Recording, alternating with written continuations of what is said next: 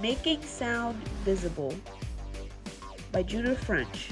The question is, does frequency of sound or pitch have an effect on the way sound waves travel through the air? My hypothesis is the higher frequency of sound will cause the sound waves to travel through the air at a faster pace. The materials needed are a large bowl, plastic kitchen wrap, salt, a Bluetooth speaker, and 4 pre-recorded sounds: 150 Hz, 500 Hz, 1000 Hz, and 4000 Hz.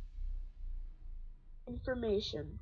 When you experience a sound, what you are actually listening to is a wave produced by the vibration of tiny molecules in the air. Sound waves are a transfer of energy as it moves away from the source of vibration. Sound waves enter the ear, are received by the eardrum, and transferred into the nerve signal, which are then interpreted by the brain. Sound waves are often described in terms of the volume, amplitude, and the pitch, frequency of the wave.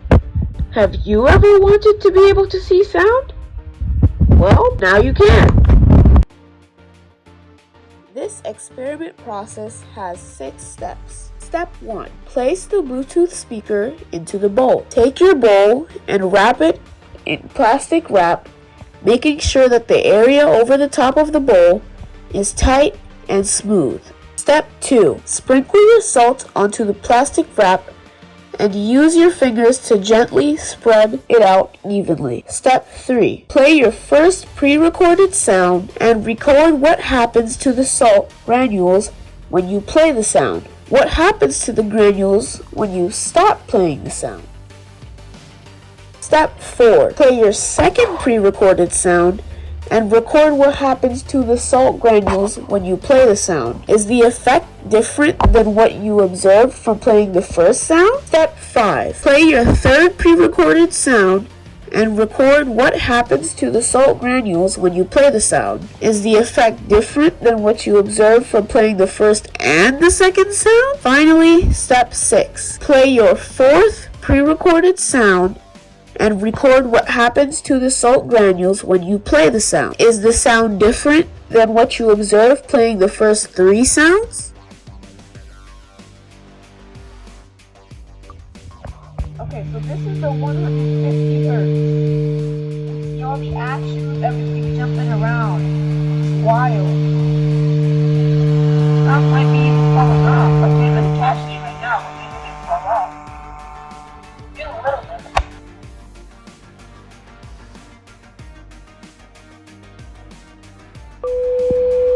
This is a 500 Hz. They're coming in together and dispersing at the same time. Just a lot of vibration. There's even some over here. It's bumping up together in the middle.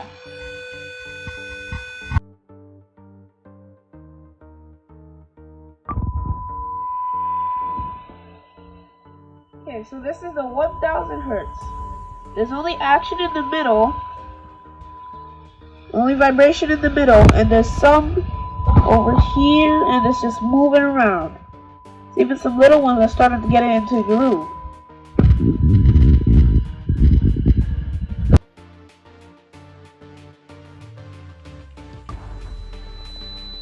This is the 4000 Hz.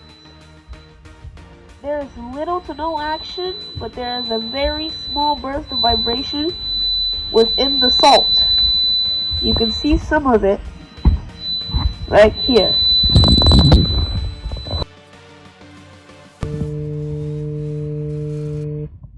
so when I place my finger here, it should disperse. Not even touching it, and it's just moving. All of that. The conclusion.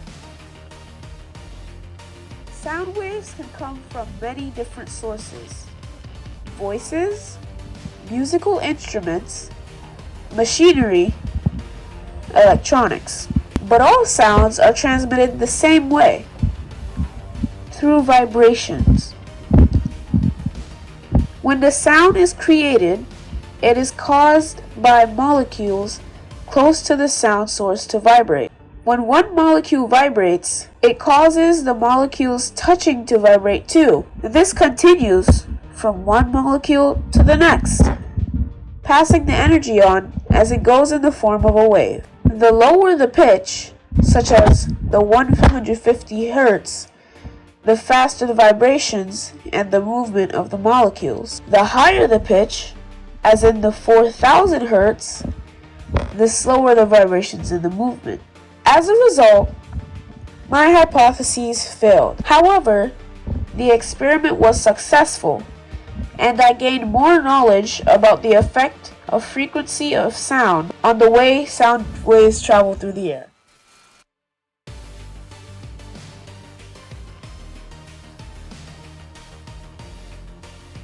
Parents and teachers, don't scream at your kids with the high pitch.